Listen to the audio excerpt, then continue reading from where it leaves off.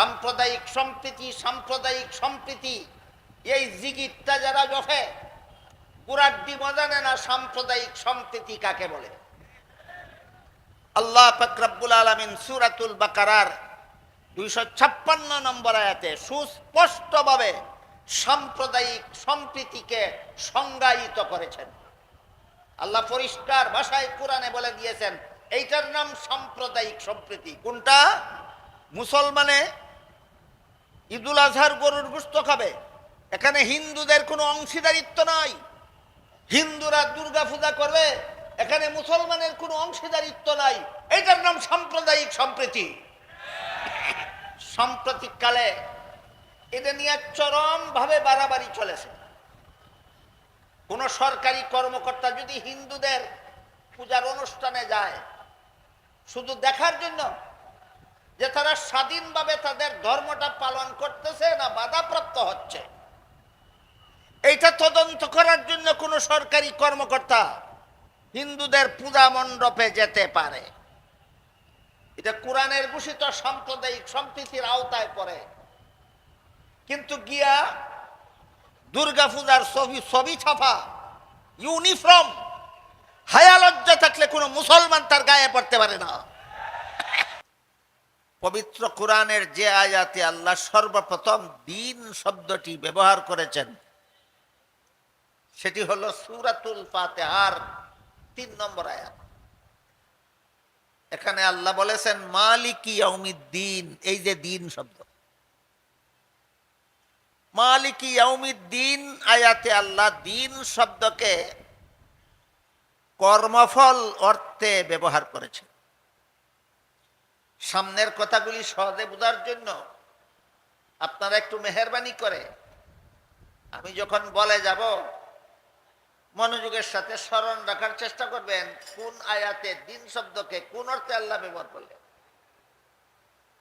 সূরাতুল ফাতিহার 3 নম্বর আয়াত মালিকি ইয়াউমিদ্দিন, এখানে আল্লাহ দিন শব্দকে কর্মফল অর্থে ব্যবহার করেছেন।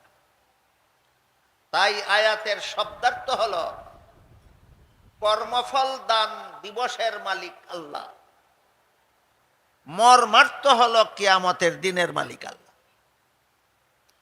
যেহেতু কিয়ামতের দিনে আল্লাহ সারা দুনিয়ার সকল মানুষের সারা জীবনের কর্মফল দান করবেন, এই জন্য কিয়ামতের দিনকে আল্লাহ কর্মফল দেওয়ার দিন নামে আখ্যায়িত করেছেন সূরাতুল ফাতিহার 3 নম্বর আয়াত। তাহলে মালিকি ইয়াউমিদ্দিন আয়াতে দিন অর্থ কর্মফল। এ মর্মে আল্লাহ অন্য আয়াতে বলেন ওয়াত্তাকু ইয়াউমান তুরজাউনা ফীহি ইলাল্লাহ সুম্মা তুওয়াফফা কুল্লু নাফসিম মা কাসাবাত ওয়া হুম লা ইউযলামুন। এর অর্থ হলো তোমরা ওই দিনকে ভয় করো যেদিন তোমাদের সবাইকে আল্লাহর কাছে ফিরে যেতে হবে এবং সবাইকে আপন আপন কর্মফল ভোগ করতে হবে। এই যে কর্মফল, কোন দিন সমস্ত মানুষকে আল্লাহর সামনে জীবনের হিসাব দেওয়ার জন্য দাঁড়াতে হবে? কিয়ামতের দিন।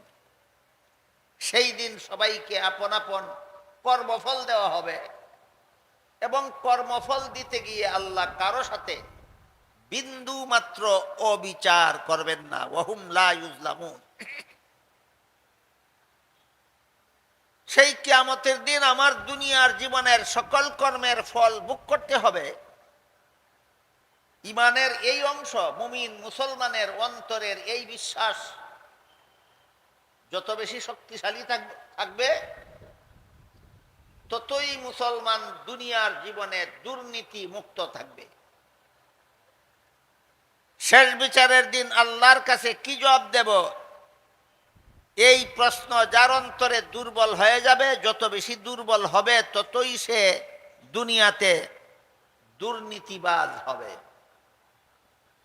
কিয়ামতের দিনের হিসাব নিকাশের ভয় অন্তরে থাকলে দুর্নীতিবাজি করতে পারে না।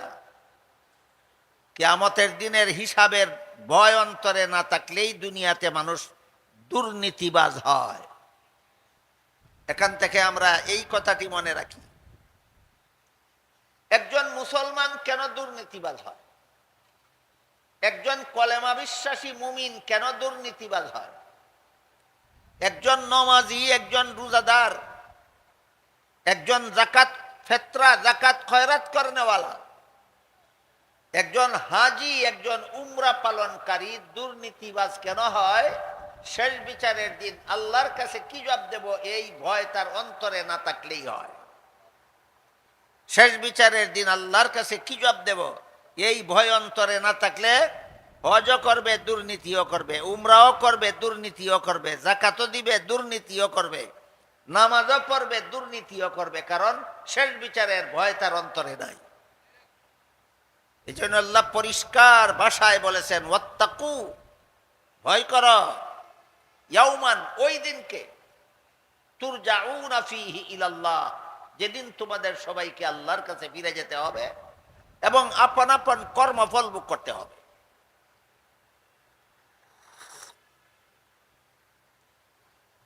তো দিন শব্দের একটি অর্থ আমরা পেলাম সূরাতুল ফাতিহার ৩ নম্বর আয়াতে, মালিক ইয়াউমিদ্দিন আয়াতে দিন শব্দকে আল্লাহ কর্মফল অর্থে ব্যবহার করেছেন, স্মরণ রাখি। তারপরে দেখুন সূরাতুল বাকারার ২৫৬ নম্বর আয়াতে আল্লাহ বলেছেন, লা ইকরাহা ফিদ্দীন, এখানে দিন অর্থ কর্মফল নয়। সূরাতুল বাকারার ২৫৬ নম্বর আয়াতে দিন শব্দকে আল্লাহ কর্মফল অর্থে ব্যবহার করেননি, এখানে দিন শব্দটাকে ধর্ম অর্থে ব্যবহার করেছেন। লা ইকরাহা ফিদ্দীন আয়াতের অর্থ হলো ধর্মের বেলায় বল প্রয়োগ চলবে না, বরং সমস্ত ধর্মাবলম্বীরাই আপন আপন ধর্ম পালনে স্বাধীন। সমস্ত ধর্মাবলম্বীদেরকে এখানে আল্লাহ আপন আপন ধর্ম পালনের স্বাধীনতা প্রদান করেছেন। কেউ কারো ধর্ম পালনে বাধা দিতে পারবে না, কেউ কাউকে গায়ের জোরে বল প্রয়োগে ধর্মান্তরিত করতে পারবে না। কোন মুসলমানের অধিকার নাই হিন্দুকে মুসলমান হতে বাধ্য করার, কোন মুসলমানের অধিকার নাই হিন্দুর মূর্তি পূজায় বাধা দেওয়ার। এই হইল ধর্মীয় স্বাধীনতার মর্ম। সূরাতুল বাকারার ২৫৬ নম্বর আয়াতে এই স্বাধীনতাটাই আল্লাহ প্রদান করেছেন। লা ইকরাহা ফিদ্দীন, ধর্মের বেলায় বল প্রয়োগ চলবে না, সমস্ত ধর্মাবলম্বীরাই আপন আপন ধর্ম পালনে স্বাধীন।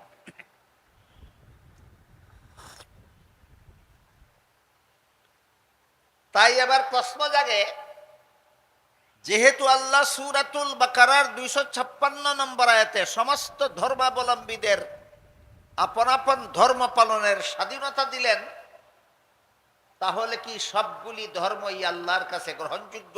এই প্রশ্ন জাগে। এই প্রশ্নের জবাব পাওয়া যায় সূরা আলে ইমরানের ৮৫ নম্বর আয়াত। সেখানে আল্লাহ বলেন, মাই ইয়াবতাগি গায়রাল ইসলামি দীনান ফালাই ইউকবালা মিনহু, ইসলাম ছাড়া আর কোন ধর্মই গ্রহণযোগ্য নয়। সুস্পষ্ট কথা। আল্লাহ সূরা আলে ইমরানের ৮৫ নম্বর আয়াতে পরিষ্কার ভাবে বলে দিয়েছেন, একমাত্র ইসলাম ধর্ম আল্লাহর কাছে গ্রহণযোগ্য, ইসলাম ছাড়া আর কোন ধর্মই আল্লাহর কাছে গ্রহণযোগ্য নয়। কাজেই ইসলামকে শুধু শ্রেষ্ঠ ধর্ম বললেই হবে না, বলতে হবে একমাত্র ইসলাম আল্লাহর কাছে গ্রহণযোগ্য ধর্ম।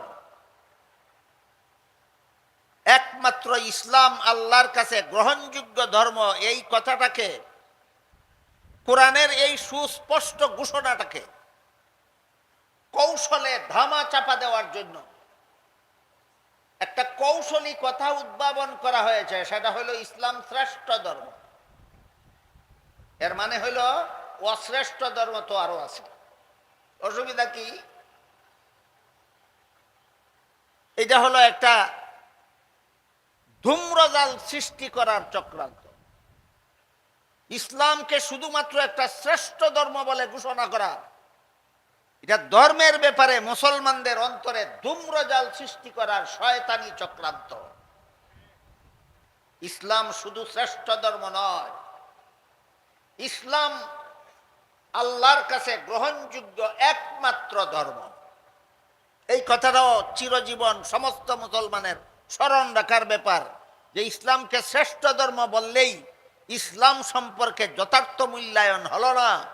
ইসলামকে যথাযথ মূল্যায়ন করতে হলে সূরা 85 নম্বর আয়াতের মর্মটা বলতে হবে, একমাত্র ইসলাম ধর্মই আল্লাহর কাছে গ্রহণযোগ্য, ইসলাম ছাড়া আর কোনো ধর্ম আল্লাহর কাছে গ্রহণযোগ্য নয়। আমার কথা বুঝে থাকলে একটু দয়া করে কেউ বলবেন কি ইসলাম শ্রেষ্ঠ ধর্ম বললেই হয় না একমাত্র গ্রহণযোগ্য ধর্ম বলতে হবে? ইসলামকে শ্রেষ্ঠ ধর্ম বললেই ইসলামের যথাযথ মূল্যায়ন হয় না। ইসলামের যথাযথ মূল্যায়ন হলো সূরা আলে ইমরানের 85 নম্বর আয়াতের ঘোষণা, একমাত্র ইসলাম ছাড়া আল্লাহর কাছে গ্রহণযোগ্য আর কোনো ধর্ম নয়।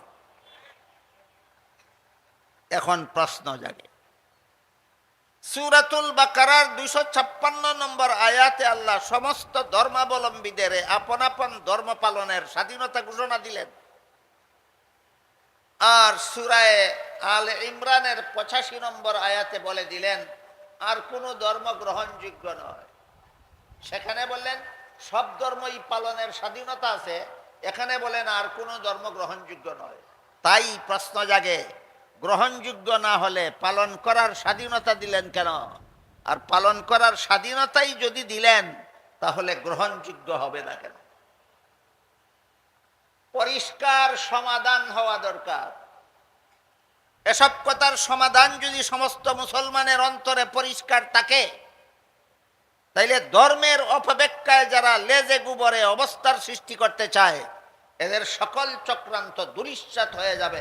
তাই আপনাদের এই প্রশ্নের সুস্পষ্ট জবাব সমস্ত মুসলমানের অন্তরে থাকা দরকার, যে অন্য কোনো ধর্ম যদি আল্লাহর কাছে গ্রহণযোগ্যই না হয় তাহলে পালন করার স্বাধীনতা দিলেন কেন? আর পালন করার স্বাধীনতাই যদি দিলেন তাহলে গ্রহণযোগ্য হবে না কেন? আমার যতদূর মনে পড়ে, অতীতের কোনো এক বছর এখানকার এই সম্মেলনে আমি এই প্রশ্নের জবাব পরিষ্কারভাবে আপনাদের সামনে দিয়েছি, উল্লেখ করেছি। যারা সেদিন ছিলেন না অথবা ছিলেন কিন্তু মনে নাই জবাবটা কি, তাদের জন্য আজকে আবারও একটি উদাহরণের মাধ্যমে প্রশ্নের জবাবটা আপনাদের সামনে তুলে ধরতে চাই। আজকাল যে কোনো শিক্ষা প্রতিষ্ঠানের ছাত্রদেরকে শিক্ষাদান সমাপ্ত করার পর পরীক্ষা হয়। ছাত্ররা যখন প্রশ্নপত্র হাতে নিয়ে পরীক্ষার হলে বসে, আপনাদের যাদের জানা আছে একটু দয়া করে বলুন তো, সকল পরীক্ষার্থীরাই কি প্রশ্নের সঠিক জবাব লেখে না অনেকে ভুলও লেখে? অনেকে ভুলও লেখে।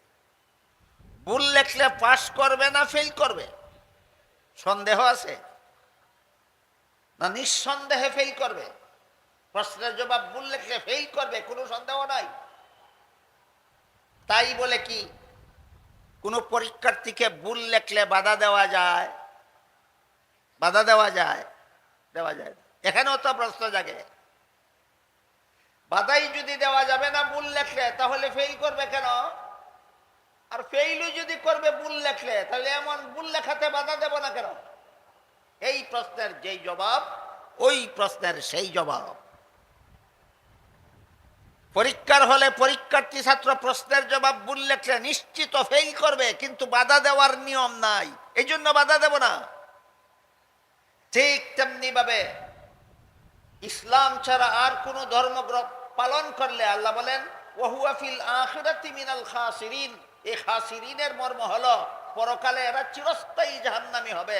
ইসলাম ছাড়া ভিন্ন ধর্ম পালনকারী পরকালে চিরস্থায়ী জাহান্নামী হবে। ইসলাম ছাড়া ভিন্ন ধর্ম পালনকারী পরকালে চিরস্থায়ী জাহান্নামী হবে। এমন কাজে বাধা দেব না কেন? পরীক্ষার প্রশ্নের জবাব ভুল লেখলে বাধা দেব না কেন? ওই প্রশ্নের যেই জবাব ভ্রান্ত ধর্ম পালনকারীদের ধর্ম পালনে বাধা দেব না কেন, এই প্রশ্নেরও সেই জবাব।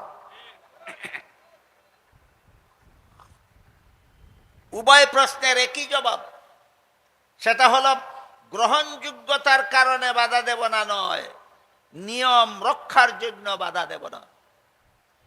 কথা বুঝে থাকলে একটু দয়া করে বলবেন, পরীক্ষার্থী ছাত্র প্রশ্নের জবাব ভুল লেখলে বাধা দেব না কেন, ভুল লেখাই গ্রহণযোগ্য এজন্য না নিয়ম রক্ষার জন্য? ঠিক তেমনি ভাবে ইসলাম ছাড়া অন্য ধর্মাবলম্বীদের ধর্ম পালনে বাধা দেব না কেন, গ্রহণযোগ্য হওয়ার কারণে না নিয়ম রক্ষার জন্য? এই সুযোগে যদি কোনো পরীক্ষার্থী প্রশ্নের জবাব ইচ্ছা মতো ভুল লেখে, তাহলে যেভাবে তার কপালে গুড়ার ডিম ছাড়া আর কিছু নাই, ঠিক তেমনি ভাবে এই সুযোগে যদি কেউ ইসলাম ছাড়া আর কোনো ধর্ম পালন করে, তার কপালে অপরকালে চিরস্থায়ী জাহান্নাম ছাড়া আর কিছু নাই।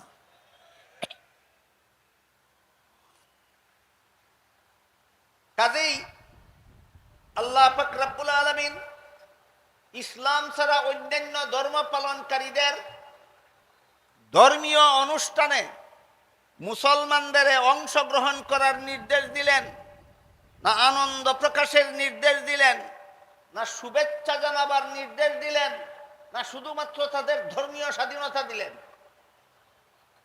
শুধুমাত্র হিন্দুদের জন্য মূর্তি পূজা করার স্বাধীনতা দিলেন। এই মূর্তি পূজায় অংশগ্রহণ করার অনুমতি কোনো মুসলমানকে দেননি। এই মূর্তি পূজায় আনন্দ প্রকাশ করার অধিকার কোনো মুসলমানকে দেননি। এই মূর্তি পূজায় শুভেচ্ছা জানাবার অধিকার কোনো মুসলমানকে আল্লাহ দেননি। এই মূর্তির পূজার অনুষ্ঠানে গিয়ে দুর্গা মূর্তির ছবি ছাপা ইউনিফর্ম মুসলমানের গায়ে পরে শুভেচ্ছা জ্ঞাপন করা, এর মানে হলো তার ধর্মকে সমর্থন করা। আল্লাহ যাদের ধর্মে অনাস্থা দিলেন, তাদের ধর্মে যারা শুভেচ্ছা দেয়, শুভেচ্ছা আর অনাস্থা একই কথা। যারা বুঝেন কি আমার কথা? যারা বুঝেন বলেন তো, শুভেচ্ছা আর অনাস্থা একই কথা না পরস্পর বিরোধী? পরস্পর বিরোধী। সূরা আলে ইমরানের 85 নম্বর আয়াতে ইসলাম ছাড়া সবগুলি ধর্মকে আল্লাহ অনাস্থা দিয়েছেন। তাই যেই মুসলমান মূর্তি পূজাকে, দুর্গা পূজাকে শুভেচ্ছা জানায়, সে আল্লাহর অনাস্থার ক্ষেত্রে শুভেচ্ছা জানালো, তার ঈমান থাকে কোথায়?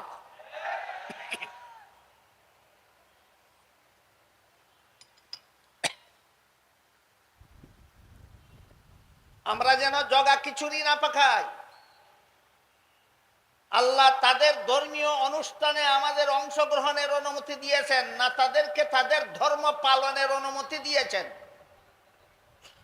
তাদেরকে তাদের ধর্ম পালনের অনুমতি দিয়েছেন, আমাদেরকে তাদের ধর্মীয় অনুষ্ঠানে অংশগ্রহণ করার অনুমতি আল্লাহ দেননি। এইভাবে উভয় সত্য ধর্ম এবং ভ্রান্ত ধর্মের মধ্যে একটা জগা খিচুড়ি পাকাবার চক্রান্ত স্বরূপ একটা কথা বেশ কয়েক বছর যাবৎ আমাদের দেশে বলা হচ্ছে। সেটা বলে কি, ধর্ম যার যার, উৎসব সবার। ধর্ম যার যার, উৎসব সবার কথাটা বলে থাকে। আমি কয়েকজন মুসলমানকে জিজ্ঞেস করেছি, তুমি মুসলমান, তুমি দুর্গা পূজার অনুষ্ঠানে গেলা কেন? তুমি দুর্গা পূজার মিষ্টি খাইলা কেন? তুমি দুর্গা পূজায় শুভেচ্ছা জানালে কেন? আমাকে জবাব দেয়, ধর্ম যার যার, উৎসব সবার। আমি জিজ্ঞাসা করি, ধর্ম যার যার, উৎসব যদি সবার হয়, তাহলে ঈদুল আজহা কোন ধর্মের উৎসব? ইসলাম ধর্মের উৎসব। দুর্গা পূজা হিন্দু ধর্মের উৎসব। তাই বলে যদি উৎসব সবার হওয়ার কারণে মুসলমানেরা যদি দুর্গা পূজার অনুষ্ঠানে গিয়ে মিষ্টি খেতে পারে, তাহলে ঈদুল আজহা মুসলমানদের ধর্মের উৎসব, হিন্দুদেরকেও এখানে এনে কুরবানির গরুর গোশত খাওয়াও।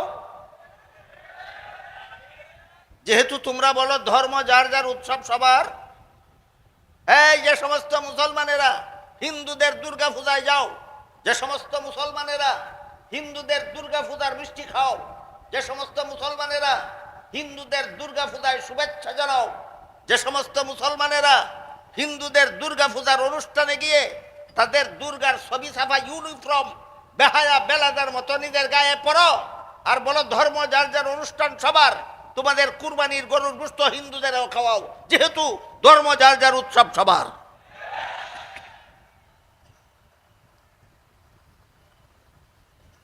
কেউ যদি বলে ব্যবসা যার যার মুনাফা সবার, মানবে না তারা?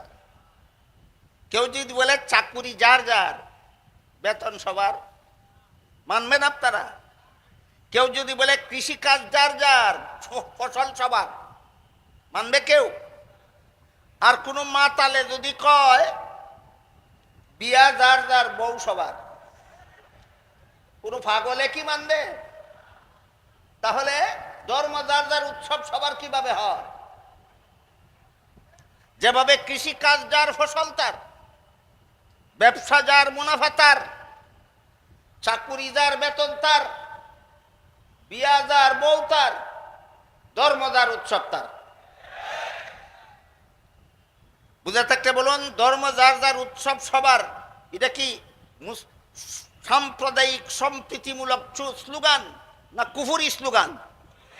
ধর্ম যার যার উৎসব সবার, এটা কুফুরি স্লোগান, সাম্প্রদায়িক সম্প্রীতির স্লোগান নয়। সাম্প্রদায়িক সম্প্রীতি, সাম্প্রদায়িক সম্প্রীতি এই জিগিরটা যারা জফে পুরাড্ডি মজানে না সাম্প্রদায়িক সম্প্রীতি কাকে বলে। আল্লাহ পাক রব্বুল আলামিন সূরাতুল বাকারার 256 নম্বর আয়াতে সুস্পষ্টভাবে সাম্প্রদায়িক সম্প্রীতিকে সংজ্ঞায়িত করেছেন। আল্লাহ পরিষ্কার ভাষায় কোরআনে বলে দিয়েছেন এইটার নাম সাম্প্রদায়িক সম্প্রীতি। কোনটা? মুসলমানে ঈদুল আজহার গরুর গোশত খাবে, এখানে হিন্দুদের কোনো অংশীদারিত্ব নাই। হিন্দুরা দুর্গা পূজা করবে, এখানে মুসলমানের কোনো অংশীদারিত্ব নাই। এটার নাম সাম্প্রদায়িক সম্প্রীতি।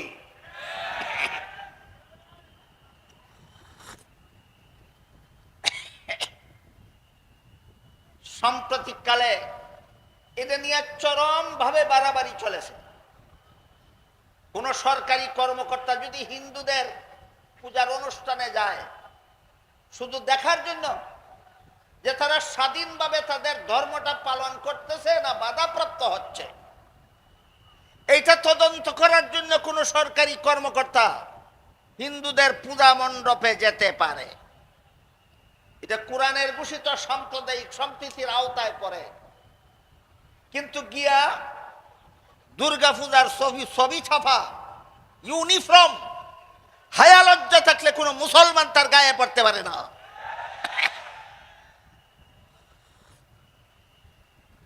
আমি কি আপনাদের কোরআনের ঘোষিত সাম্প্রদায়িক সম্প্রীতির সীমারেখাটা বুঝাতে পারলাম? সাম্প্রদায়িক সম্প্রীতির সীমারেখা হলো হিন্দুরা ও মুসলমানের কুরবানির গরুর গোশত খাবে আর মুসলমানেও হিন্দুদের দুর্গা পূজার মিষ্টি খাবে। যে সাম্প্রদায়িক সম্প্রীতি না কুফুরি ব্যাখ্যা? যে সাম্প্রদায়িক সম্প্রীতি নয়, যে সাম্প্রদায়িক সম্প্রীতির কুফুরি ব্যাখ্যা। সাম্প্রদায়িক সম্প্রীতির কুরআনী ব্যাখ্যা হলো তোমরা যেভাবে তোমাদের ধর্ম পালনে স্বাধীন তারাও তাদের ধর্ম পালনে স্বাধীন। তোমরা যেভাবে কুরবানির গরুর গোশত খাওয়াতে তাদের বাধা দেওয়ার অধিকার নাই, তারাও দুর্গা পূজার মিষ্টি খাইতে তোমাদের বাধা দেওয়ার অধিকার নাই। এর নাম হলো সাম্প্রদায়িক সম্প্রীতি। এবার সামনের দিকে যাই। সূরাতুল বাকারার সূরাতুল ফাতিহার 3 নম্বর আয়াতে মালিকি ইয়াউমিদ্দিন আয়াতে আল্লাহ দিন শব্দকে কর্মফল অর্থে ব্যবহার করেছেন। সূরাতুল বাকারার 256 নম্বর আয়াতে লা ইকরাহা ফিদ্দিন আয়াতে আল্লাহ দিন শব্দকে ধর্ম অর্থে ব্যবহার করেছেন। আরো কয়েকটা বলবো। আরেক আয়াতে আল্লাহ দিন শব্দকে কোন অর্থে ব্যবহার করেছেন, আরেক আয়াতে আল্লাহ দিন শব্দকে কোন অর্থে ব্যবহার করেছেন আমি পর্যায়ক্রমে বলবো, আজকে বেশি লম্বা করবো না, বাকিটা আগামীকাল ইনশাআল্লাহ বলবো। কিন্তু যে দুইটা বলেছি সেই দুইটা আপনার মনে রাখতে হবে, পরবর্তীগুলি শুনতে শুনতে আগেরগুলি ভুলে গেলে হবে না। এই জন্য আবার স্মরণ করিয়ে দিচ্ছি, মালিকি ইয়াউমিদ্দিন আয়াতে দিন অর্থ কর্মফল, লা ইকরাহা ফিদ্দিন আয়াতে দিন অর্থ ধর্ম। স্মরণ রাখতে পারবেন? বলুন তো, মালিকি ইয়াউমিদ্দিন আয়াতে দিন অর্থ কি, আর লা ইকরাহা ফিদ্দিন আয়াতে দিন অর্থ কি? ধর্ম। সূরায়ে সূরা এর 13 নম্বর আয়াতে আল্লাহ বলেন আকিমুদ্দিন। এই যে আবার দিন শব্দ, আকিমুদ্দিন, এখানে দিন শব্দের অর্থ কর্মফল নয়, এখানে দিন শব্দের অর্থ ধর্মও নয়। এখানে দিন শব্দটাকে আল্লাহ ইসলামের সহি আকীদা অর্থ বোঝাবার জন্য ব্যবহার করেছেন। আকিমুদ্দিন আয়াতের অর্থ হলো তোমরা ইসলামের সহি আকীদায় অটল থাকো। সহি আকীদা এটা আরবি ভাষা, যদি কারো বুঝতে অসুবিধা হয় আমি বাংলাটা বলি, মনে হয় বাংলাটাও খুব সহজে বুঝবেন না। সহি আকীদার বাংলা হলো বিশুদ্ধ মতবাদ। আকিমুদ্দিনের অর্থ হলো তোমরা ইসলামের বিশুদ্ধ মতবাদে অটল থাকো, ইসলামের বিশুদ্ধ মতবাদে অটল থাকো, ইসলামের সহি আকীদায় অটল থাকো। বুঝে থাকলে বলুন তো, সূরায়ে সূরার 13 নম্বর আয়াতে যে আল্লাহ বলেছেন আকিমুদ্দিন, এখানে দিন শব্দের অর্থ ইসলামের বিশুদ্ধ মতবাদ, ইসলামের সহি আকীদা। কেন আল্লাহ এটা বললেন? কারণ মুসলমানের সমাজে অনেক ভ্রান্তপন্থী লোক থাকে, এরাও নিজেদেরকে নিজেরা মুসলমান বলে পরিচয় দেয়, এরাও নিজেদের ধর্ম ইসলাম বলে দাবি করে, কিন্তু আসলে এদের মতবাদ ইসলামী মতবাদ নয়, ইসলামের নামে ভ্রান্ত মতবাদ। যারা ইসলামের নামে ভ্রান্ত মতবাদ পোষণ করে তাকে আল্লাহ সূরায়ে সূরার 13 নম্বর আয়াতে দিক নির্দেশনা দিয়ে বলেন আকিমুদ্দিন, ইসলামের নামে ভ্রান্ত মতবাদ পোষণ করবা না, সাবধান, ইসলামের বিশুদ্ধ মতবাদে অটল থাকো। ইসলামের নামে ভ্রান্ত মতবাদের দুই একটা উদাহরণ আমি আপনাদের সামনে তুলে ধরতে চাই, যেন এই ব্যাপারে আপনাদের সকলের ধারণাটা সুস্পষ্ট হয়ে যেতে পারে।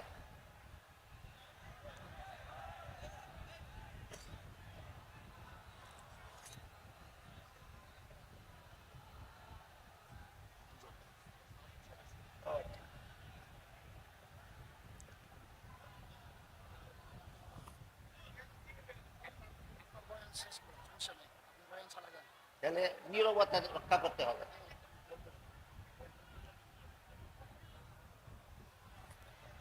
সম্মানিত হাজিরিন, আমাদের কতিবে ইসলাম নুরুল ইসলাম অলিপুরি সাহেবের বক্তব্য শেষ না হওয়া পর্যন্ত কেউ স্লোগান দিবেন না। আল্লাহর ওয়াস্তে আপনাদেরকে বলছি, এরপর আপনারা স্লোগান দিবেন। হুজুরের আলোচনা শেষ করবে, এরপর আপনারা আধা ঘন্টা স্লোগান দিবেন। এখন কোনো স্লোগান দিবেন না, আপনারা সবাই সুশৃঙ্খলভাবে বসে পড়ুন। আমি আগেই বলেছি আজকেই আমার আলোচনা শেষ হবে না, ইনশাআল্লাহ আমার অসমাপ্ত আলোচনা আগামীকাল সমাপ্ত করার চেষ্টা করব।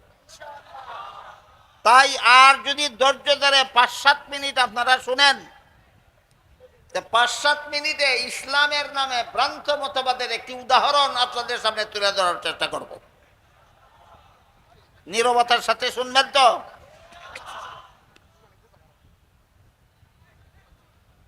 এবার শুনুন, পবিত্র কোরআনের সূরায়ে আহজাবের 40 নম্বর আয়াতে আল্লাহ পাক রব্বুল আলামিন বলেন মা কানা মুহাম্মাদুন আবা আহাদিম মির রিজালিকুম ওয়ালাকির রাসূলুল্লাহি ওয়া খাতামান নাবিয়্যিন। কোন সূরার কত নম্বর আয়াত? সূরা আহজাবের 40 নম্বর আয়াত। এখানে আল্লাহ বলেন মুহাম্মদ সাল্লাল্লাহু আলাইহি ওয়াসাল্লাম তোমাদের কোন যুবকের বংশগত পিতা নন, বরং তিনি আল্লাহর রাসূল হওয়ার সুবাদে তিনি তোমাদের রূহানি পিতা, আধ্যাত্মিক পিতা। এবং মুহাম্মাদুর রাসূলুল্লাহ হলেন খাতামুন নাবিয়্যিন। এই মেয়ে মানুষের সামনে দাঁড়ায় থাকলে মানুষের দেখতে অসুবিধা হয়, বুঝো না? নামো। নামো।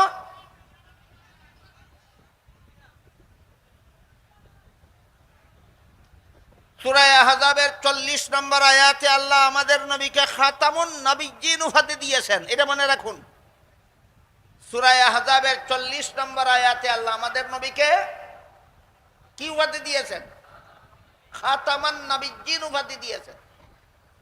হাদিস শরীফে আল্লাহ রাসূল এর অর্থ বলে দিয়েছেন, লা তাকুমুস সাআতু হাত্তা ইউবআসা দাজ্জালুনা কাজ্জাবুনা কুল্লুহুম ইয়াজআমু আন্নাহু নাবিয়্যুন ওয়া আনা খাতামুন নাবিয়্যিন লা নাবিয়্যা বাদি। এর অর্থ হলো আমার পরবর্তী কেউ যদি নবী হওয়ার দাবি করে তাহলে সে হবে মিথ্যাবাদী দাজ্জাল। কারণ বর্ণনা করে রাসূল বলেন, আল্লাহ যে আমাকে খাতামুন নাবিয়্যিন উপাধি দিয়েছেন এর অর্থ হলো আমি শেষ নবী। কোরআনে আল্লাহ আমাদের নবীকে খাতামুন নবিয়্যিন উপাধি দিয়েছেন, হাদিসে রাসূল বলে দিয়েছেন এর অর্থ শেষ নবী। এর অর্থ শেষ নবী। বুঝে থাকলে বলুন, কাদিয়ানীরা আমাদের নবীকে শেষ নবী মানে কি? কিন্তু নিজেদের ধর্ম ইসলাম বলে দাবি করে কিনা? এই দেখেন, ইসলামের নামে কুফরি মতবাদ। কিসের নামে কি মতবাদ? ইসলামের নামে কুফরি মতবাদ। ইসলামের নাম ভাঙ্গিয়ে এই রকম শয়তানি চক্রান্ত করতে নিষেধ করে দিয়ে আল্লাহ বলেন, আকিমুদ্দিন, ইসলামের নামে ভ্রান্ত মতবাদ পোষণ করবে না, সাবধান, ইসলামের বিশুদ্ধ মতবাদে অটল থাকো। মুহাম্মাদুর রাসূলুল্লাহকে শেষ নবী বিশ্বাস করা এটা ইসলামের বিশুদ্ধ মতবাদ।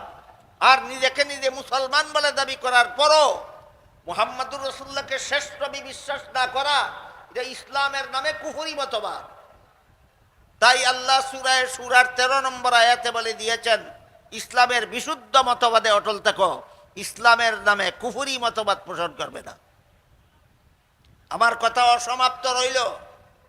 ইনশাআল্লাহ আগামীকাল যদি আল্লাহ আপনাদেরও তৌফিক দেন, আমাকেও তৌফিক দেন, আমার বাকি কথা ইনশাআল্লাহ আগামীকাল সমাপ্ত করার চেষ্টা করব। ওয়া আখিরু দাওয়ানা আনিল হামদুলিল্লাহি রাব্বিল আলামিন।